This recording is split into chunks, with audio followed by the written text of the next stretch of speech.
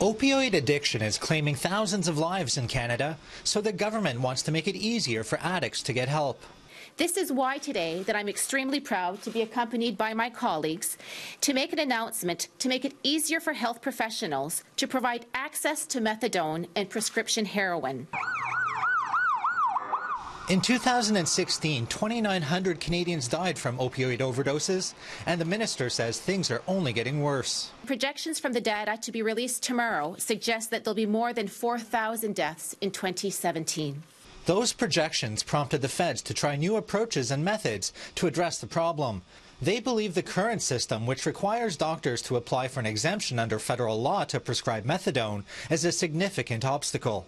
The changes we announced today will allow health care practitioners to prescribe and administer methadone treatment without needing to apply for an exemption from federal law.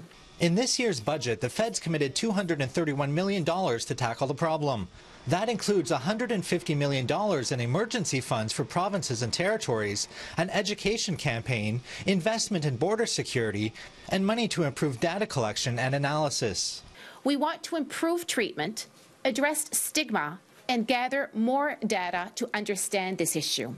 The government is also planning to make it possible for some nurse practitioners to prescribe heroin outside of a hospital, depending on provincial laws.